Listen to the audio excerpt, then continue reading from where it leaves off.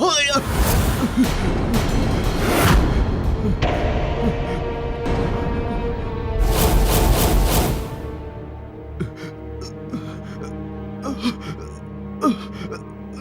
हुआ नागदेव? तुम्हारी ये अवस्था किसने की?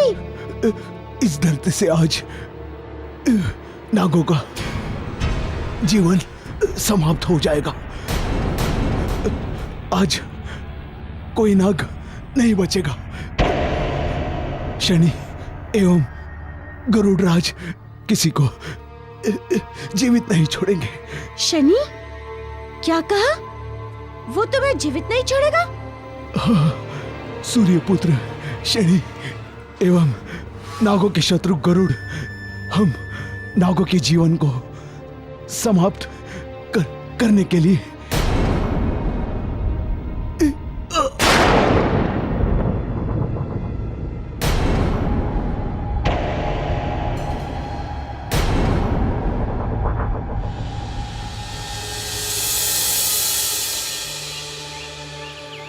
तुमने इतने विश्वास से कैसे कहा कि हमें यहाँ से? क्योंकि ये गृह मेरा है। भिक्षा देने वाली मेरी माता है।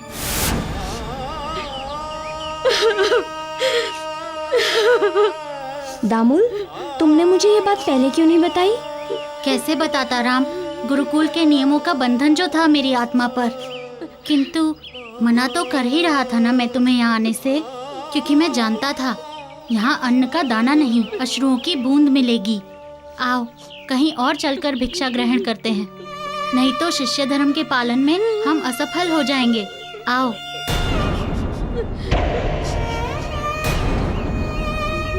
नहीं दामुल, हम यहाँ से अन्यत्र कहीं नहीं जाएंगे। हम भिक्षा यहीं से लेंगे, इसी गृह से। मेरी माता के मुख से यह सुनने के उपरांत भी कि उनके पास अन्न का एक भी दाना नहीं है, ऐसे में कैसे हमें यहाँ से भिक्षा प्राप्त होगी राम?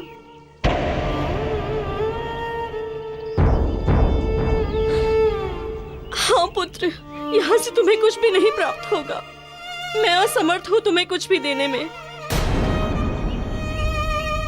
माता, भिक्षुक का किसी के द्वार से रिक्त हाथों बिना कुछ लिए लौटना अशुभ होता है, तथा मैं अपने मित्र की माता के साथ कुछ भी अशुभ अथवा अप्रिय नहीं होने दूंगा।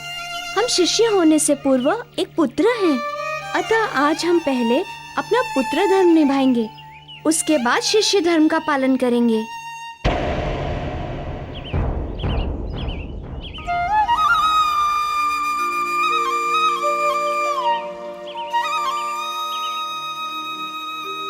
माता, ये पात्र हम आपके पास छोड़कर जा रहे हैं। गुरु वशिष्ठ के शिष्य स्वरूप अब यहाँ से आगे गुरु का शिष्य नहीं, अपितु एक माता का पुत्र अपने धर्म का पालन करेगा।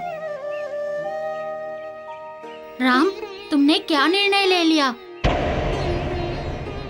वही जो धर्म संगत है मित्र।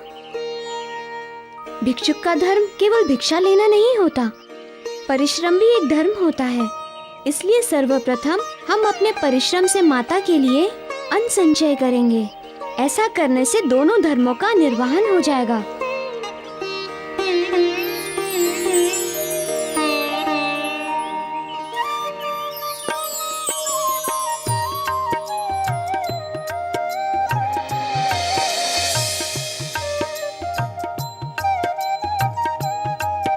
राम, मैं यही देखना चाहता था कि तुम क्या निर्णय लेते हो। दामुल के गृह से एक साधारण भिक्षुक के समान भिक्षा न मिलने पर वहां से गमन कर जाते हो अथवा मानव धर्म का पालन करते हो। आज तुमने भिक्षुओं की भी एक नई मर्यादा स्थापित कर दी राम। तुमने अपने इस निर्णय से केवल एक पुत्र एवं मित्र धर्म का ही पालन नहीं किया राम, अपितु एक निर्धन वृद्ध स्त्री हेतु अन्न की व्यवस्था का उद्यम कर मानव धर्म को शीर्ष पर पहुंचा दिया।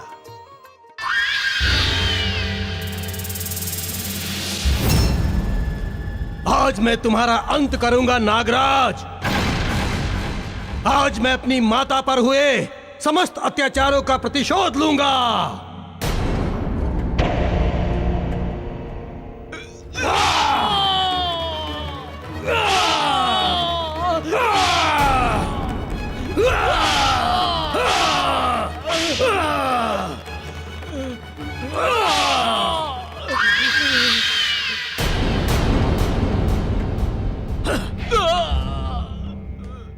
नागराज, आज मैं तुम्हें बताऊंगा कि सूर्य के रथ के अश्व काले होते हैं अथवा श्वेत।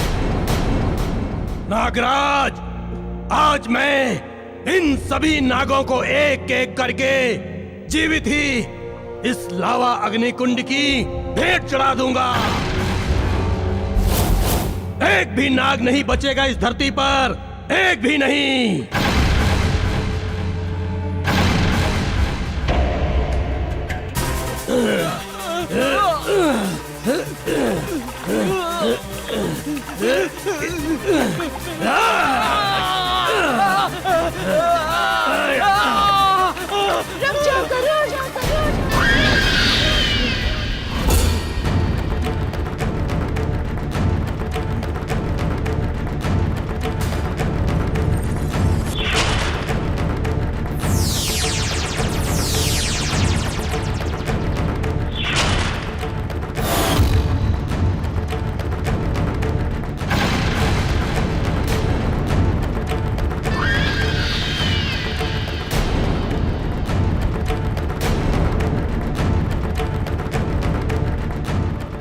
यह मारुति कहाँ से आ गया?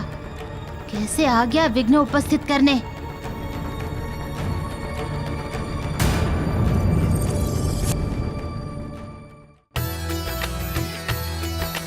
मर्यादा पुरुषोत्तम राम, मर्यादा पुरुषोत्तम राम, मर्यादा पुरुषोत्तम राम, मर्यादा पुरुषोत्तम राम।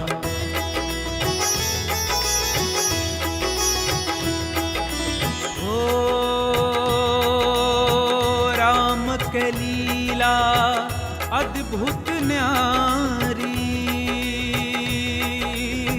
नर के भेष जग पालनहारी।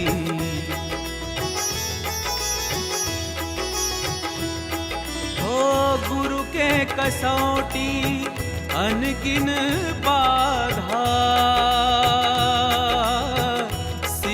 करे चले निज मर्यादा। मर्यादा पुरुषोत्तम राम, मर्यादा पुरुषोत्तम राम, मर्यादा पुरुषोत्तम राम, मर्यादा पुरुषोत्तम राम।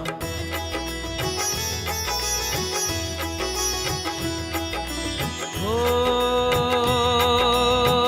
मित्र के धर्म निभावे राम, सब के काज सवारे राम।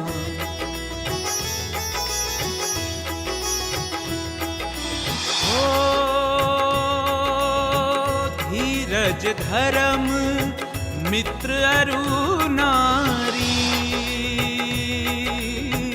आपतकाल परखियै चारी। धीरज धर्म मित्र अरु नारी, आपतकाल परखियै चारी। धीरज धर्म मित्र अरु नारी, आपतकाल परखियै चारी। दामुल, हमें उस धोबी के यहाँ वस्त्र धोने का कार्य मिल सकता है। आओ चलो, चलकर मांगते हैं काम।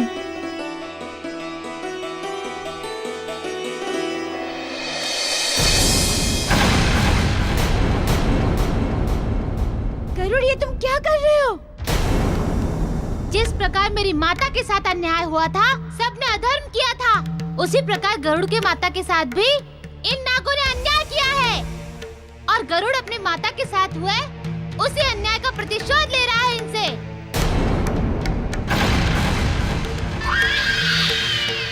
अतः तुम्हारे हितकर यही होगा, अब तुम हमारे मार्ग से हट जाओ। गरुड़, तुम प्रतीक्षा किसकी कर रहे हो? अपना शुभ काम प्रारंभ करो, समाप्त करो नागराज को। नहीं गरुड़, एक पग भी आगे मत बढ़ाना, शुभ नहीं होगा। समझ लेना, तुम्हारे अपने पग का बढ़ाना अमंगल का निमंत्रण होगा।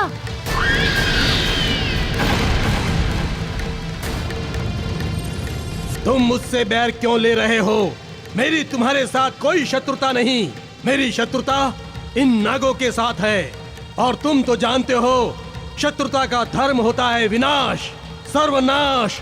इसलिए आज मैं इस संसार से इन नागों का सर्वनाश कर दूंगा। ऐसा करके आप अनुचित करेंगे गरुड़। विधाता के नियमों का खंडन करेंगे, क्योंकि विधाता ने प्रत्येक जीव को किसी न किसी उद्देश्य से बनाया है। सभी जातियों के अपने कार्य निर्धारित हैं। यदि आप किसी भी जाति का समूल नाश कर देते हैं तो प्रकृति में असंतुलन की स्थिति उत्पन्न करने के उत्तरदायी बन जाते हैं, जो सर्वथा ही अनुचित है। मैं केवल इतना जानता हूँ हनुमान कि मुझे इनसे अपनी माता पर किए गए सारे अत्याचारों का प्रतिशोध लेना है, बस। इनकी माता ने छल से मेरी माता को दासी बनाकर रखा था, इसलिए आज मैं इन्हें उस छल का दंड अवश्य दूंगा।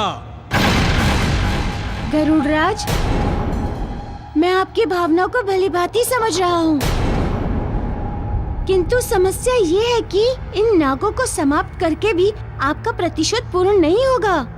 कैसे नहीं होगा? तुम्हारे कहने का अर्थ क्या है?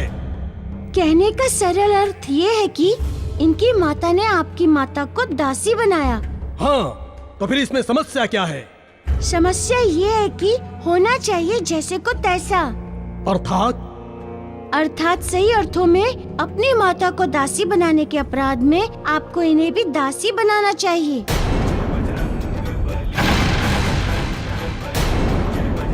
किंतु इस दंड को निर्धारित करने से पूर्व आपको नागराज को एक अवसर देना चाहिए।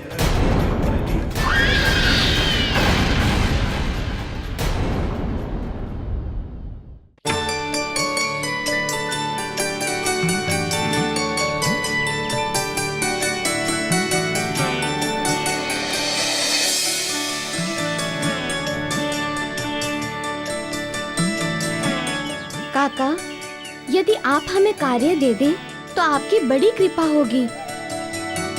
आप हमें जो पारिश्रमिक देंगे हमें वो मान्य होगा। किंतु मेरे यहाँ तो केवल एक ही कार्य होता है, वस्त्र धोने का। और वस्त्र धोने का कार्य बहुत ही कठिन होता है। इसमें परिश्रम और विवेक दोनों की आवश्यकता होती है। कैसे करोगे ये कार्य? हाँ, हम कर लेंगे। नहीं कर पाओगे तुम लोग? फिर मेरे यहाँ सब राजसी वस्त्र आते हैं। राजसी वस्त्र अत्यंत कोमल होते हैं, इन्हें बड़ी सावधानी से धोना पड़ता है। तनिक भी खरोच आई तो एक पाई भी नहीं दूंगा। और दुगना परिश्रम कराऊंगा वो अलग। बोलो, स्वीकार है तुम दोनों को?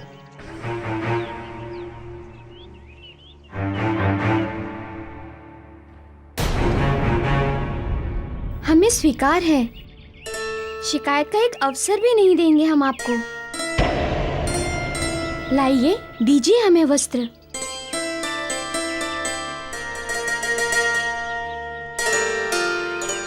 तुम भी लो। और हाँ, एक बात का ध्यान रहे कि सारे वस्त्र आज ही धुल जाने चाहिए, अन्यथा मैं तुम दोनों को भोजन भी नहीं दूंगा। अब जाओ, जाकर शीघ्र कपड़े धोने का कार्य आरंभ करो। मैं आता हूं कुछ क्षणों बाद। जाओ।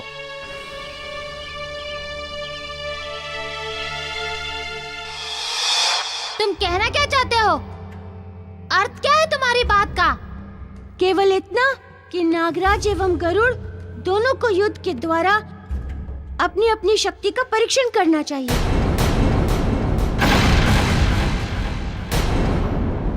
यदि नागराज गरुड़ से युद्ध में पराजित हो जाते हैं तो वो आजीवन गरुड़ के दास होंगे, और यदि नागराज गरुड़देव से विजयी होते हैं तो गरुड़देव अपने अंतर्मन से प्रतिशोध की भावना त्याग देंगे।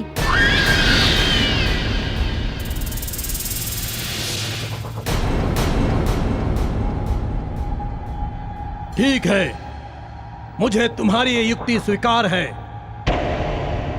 तो फिर आज गरुड़ और नागराज के मध्य युद्ध होगा। ऐसा युद्ध जिसे ये समस्त संसार सदैव अपनी स्मृति में रखेगा, सदैव अपनी स्मृति में रखेगा। ये संसार, ये विनाशकारी एवं प्रलयकारी युद्ध। मेरी चाल अवश्य काम आएगी।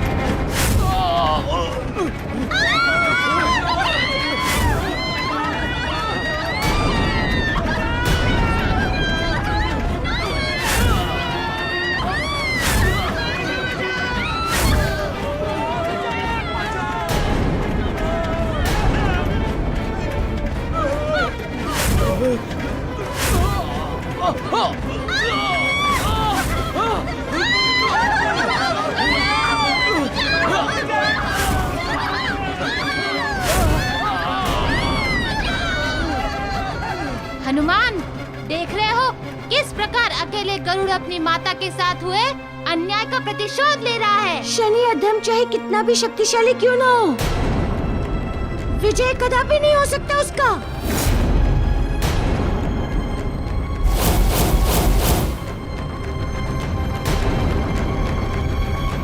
नारायण नारायण।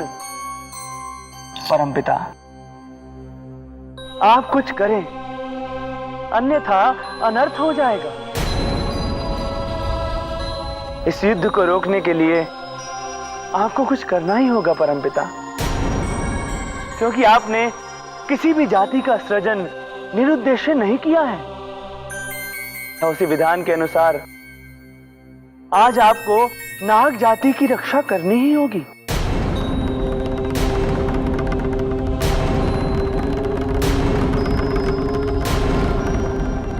आपकी चिंता सर्वथा उचित है मुनिवर। यह सत्य है कि संसार में किसी को भी किसी जाति को समाप्त करने का अधिकार नहीं है।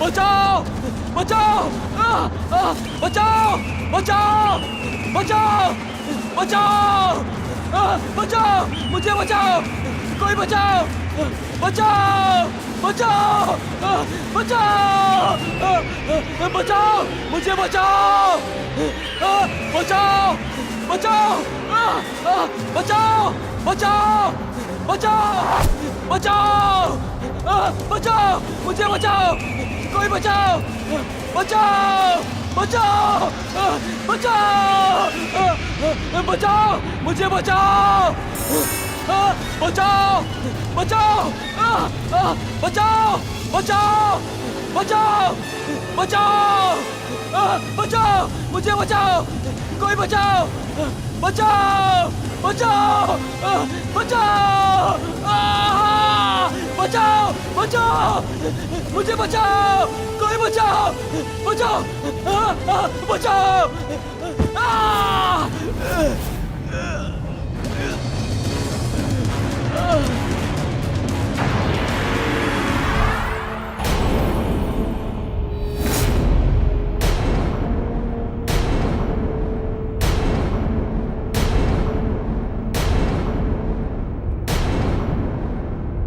परमपिता, अब आप ही गरुड़ राज को रोक सकते हैं।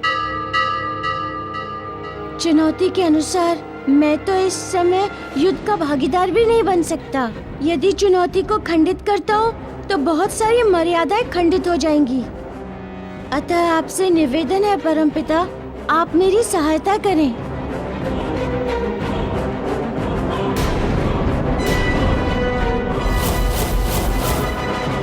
गरुड़ राज ठहरो, ठहरो।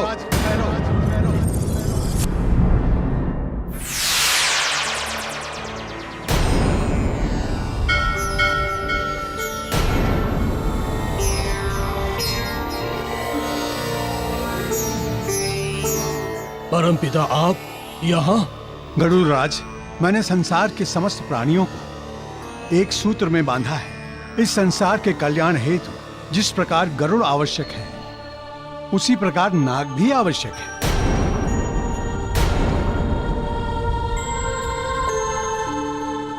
अपने प्रतिशोध के कारण नागों का अंत करके तुम इस सृष्टि के विकास को अवरुद्ध करोगे, तथा मैं तुम्हें ऐसा करने की अनुमति कभी नहीं दूंगा गरुड़ राज।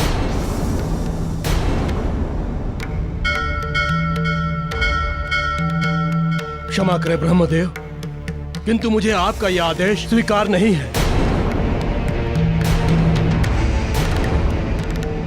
आज विरोध लिए बिना नहीं रह सकता।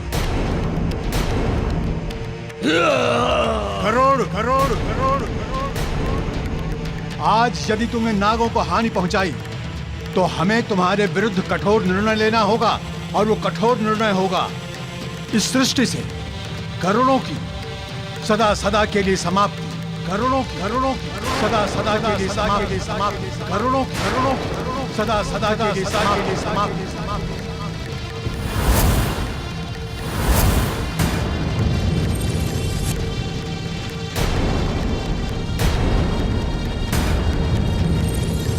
ठीक है परमपिता, आपकी आज्ञा सिरोधार्य।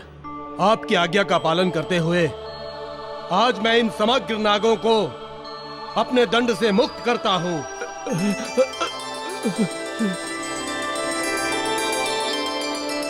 किंतु हमारी शत्रुता कभी समाप्त नहीं होगी।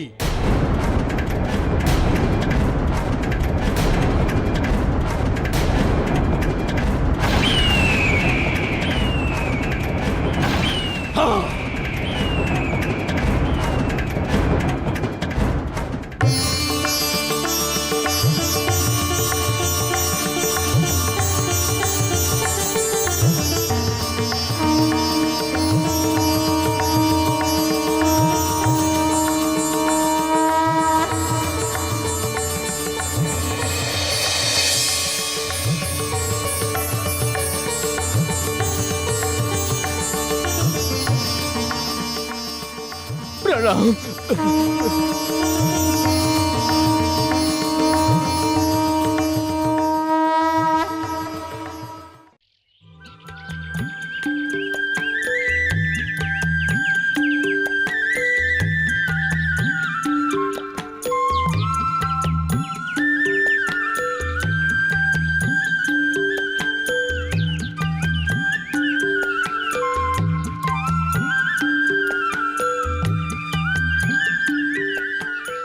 राम, मैं धन्य हो गया जिसे तुम जैसा मित्र मिला। संसार में तुम जैसा सच्चा मित्र बिरला ही होगा। मैं तुम्हारा सदैव आभारी रहूंगा। दामुल, कैसी बात कर रहे हो तुम? मित्रता में कोई मित्र किसी मित्र का आभार प्रकट करता है भला? मित्रता में आभार, ऋण आदि का स्थान नहीं होता। मैं तो केवल अपने मित्र धर्म तथा पुत्र धर्म का पालन कर रहा हूँ। चलो अब शीघ्रता से वस्त्र धो लेते हैं। संध्या से पूर्व हमें गुरुकुल भी तो पहुँचना है। आओ चलो धोते हैं।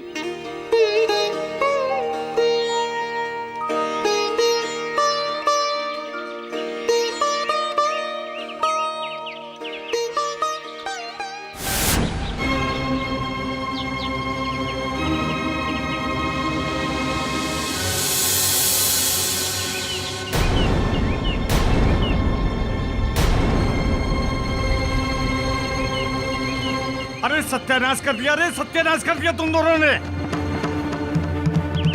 अरे राजसी वस्त्र फाड़ दिया रे, फाड़ दिया राजसी वस्त्र। अब मैं तुम दोनों से इसका दुगना दंड वसूल करूंगा।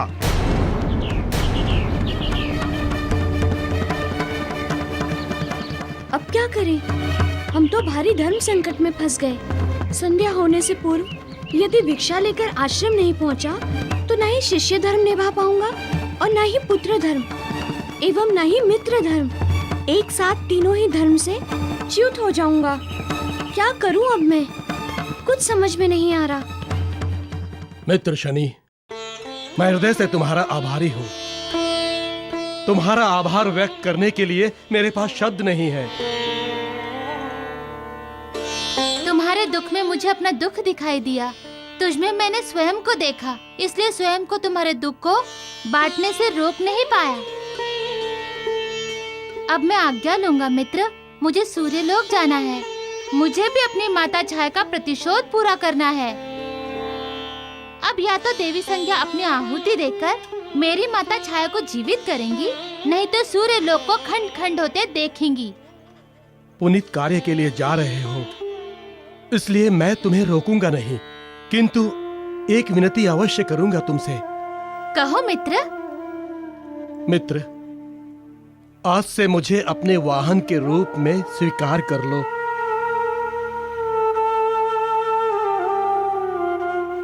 ये तुम क्या कह रहे हो मित्र? अपनी इच्छा। तुम्हारे साथ के लिए मैं तुम्हारा ऋणी हूँ, इसलिए मैं सदा तुम्हारा वाहन बनकर सदैव तुम्हारे साथ रहना चाहता हूँ। और इस प्रकार मुझे भी तुम्हारे प्रतिशोध यज्ञ में तुम्हारी सहायता करने का शुभ अवसर प्राप्त हो जाएगा। यदि तुम्हारी माता का प्रतिशोध पूरा हो जाएगा तो मैं समझूंगा मेरी माता को भी न्याय मिल गया। मित्र, मेरे मन की शांति हेतु कृपया मेरे अनुरोध को ठुकराना मत मित्र। कृपया मुझे अपने वाहन के रूप में स्वीकार कर लो।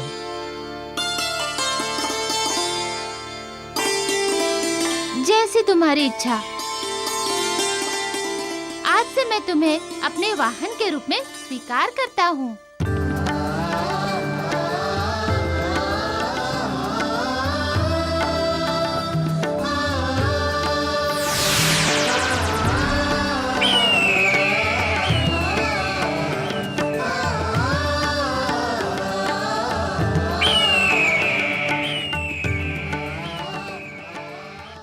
ये क्या किया मूर्ख तूने?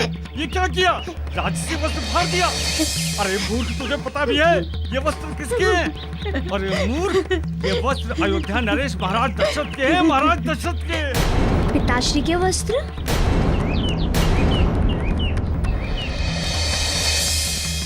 अब बता, मैं उन्हें क्या उत्तर दूंगा? बोल।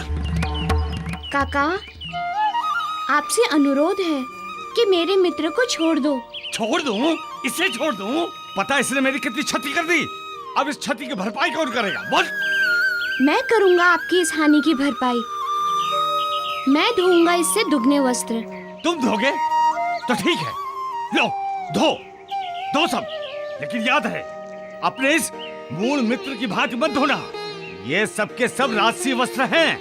अगर एक वस्त्र की भी क्षति हुई तो समझ लेना कि सारा जीवन यही भरपाई स्वरूप वस्त्र धोते रहोगे। आप चिंता मत कीजिए काका, अब ये वस्त्र कभी नहीं फटेंगे।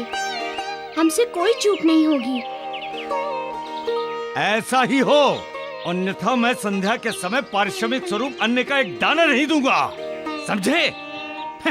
काम करेंगे ये लोग।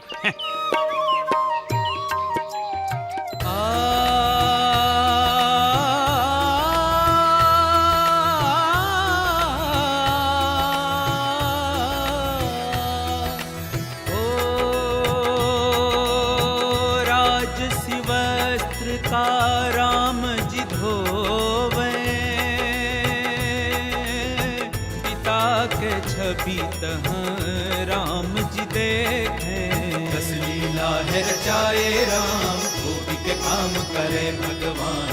दस लीला है रचाए राम, गोपी के काम करे भगवान। ओ मात पिता के याद सतावे, छुप छुप नयन नीर छलकावे। दस लीला है रचाए राम, गोपी के काम करे भगवान। दस लीला है रचाए राम। आज इन वस्त्रों को धोकर जो सुख प्राप्त हो रहा है, वो सुख शायद ही जीवन में कभी दोबारा प्राप्त हो।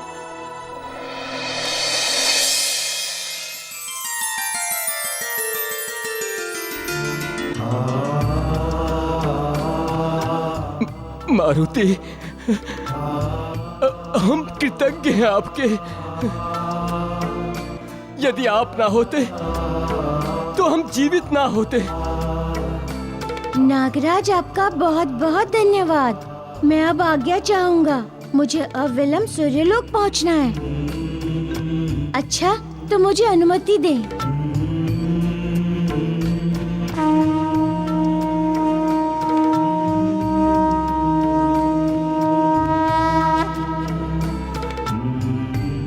कुछ भी पता नहीं कि शनि की अब अगली पहल क्या होगी। क्या करेगा वो? अब तो उसे गरुड़ का भी साथ प्राप्त हो गया है। मुझे शीघ्र सूर्यलोक पहुंचना होगा। कहीं ऐसा न हो कि मुझे वहां पहुंचने में विलंब हो जाए और गुरु माता वहां अपने जीवन की आहुति दे दें।